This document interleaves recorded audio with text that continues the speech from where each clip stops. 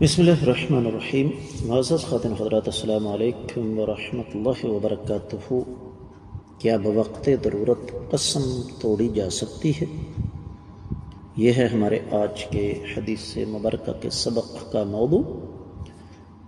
معمول کے مطابق سب سے پہلے ہم حدیث مبارکہ کی عبارت پڑھیں گے، لیکن اس سے پہلے حدیث مبارکہ کا حوالہ مشکوٰۃ المصابیح کتاب الایمان والنذور 3416 حدیث کتاب میں اور چھٹی ہے باب میں۔ وعن ابی موسیٰ رضی اللہ عنہ قال قال رسول اللہ صلی اللہ علیہ وسلم انی واللہ ان شاء اللہ لا احلف علی یمین فارى غیرها خیرا منها الا کفرت عن یمینی واتیت الذی هو خیر، متفق علیہ۔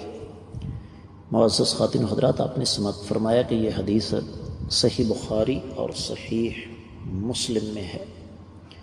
تفصیلی حوالہ آپ کی خدمت میں رکھ رہا ہوں۔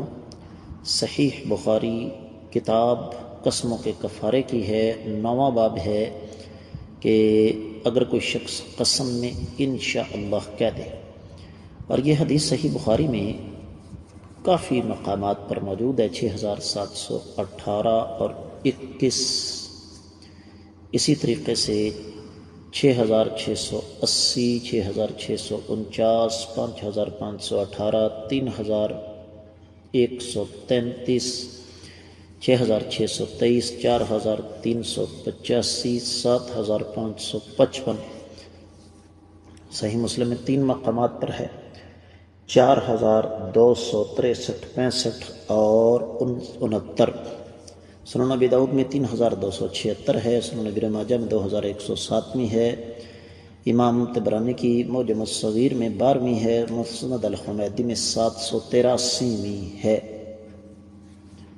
تو صحیح بخاری میں تو خیر یہ بڑی تفصیل کے ساتھ حدیث موجود ہے، لیکن چونکہ ہم پابند ہیں مشکوٰۃ شریف تک رہنے کے، لہذا مشکوٰۃ المصابیح میں جو حدیث موجود ہے اس کا ترجمہ سن لیجئے کہ سیدنا ابو موسیٰ اشعری رضی اللہ تعالیٰ عنہ بیان فرماتے ہیں کہ آقا علیہ الصلوۃ والسلام نے فرمایا، اللہ کی قسم اگر اللہ کی مشیت شامل حال ہو تو جس کام پر میں قسم اٹھاتا ہوں پھر میں اس کام کے علاوہ کسی دوسرے کام کو بہتر سمجھتا ہوں تو قسم کا کفارہ ادا کرتا ہوں اور وہ کام سر انجام دیتا ہوں جو بہتر ہوتا ہے۔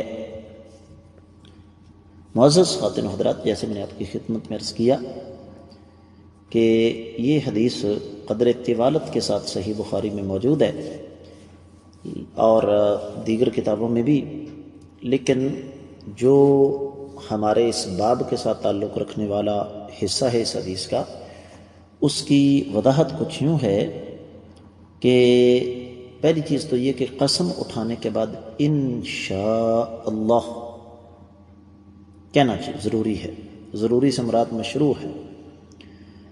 اور اگر قسم اٹھانے والا قسم اٹھا کر ساتھ انشاءاللہ کہہ دے تو پھر قسم توڑنے پر اس کو کفارہ نہیں دینا پڑے گا، لیکن انشاءاللہ اس نے استثناء کی نیت سے نہیں کہا تو پھر بھی اس کو قسم کا کفارہ پڑ گیا۔ اور ساتھ ساتھ یہاں یہ بات بھی ذہن میں رکھیے گا کہ آپ نے ایک چیز پر قسم اٹھائی،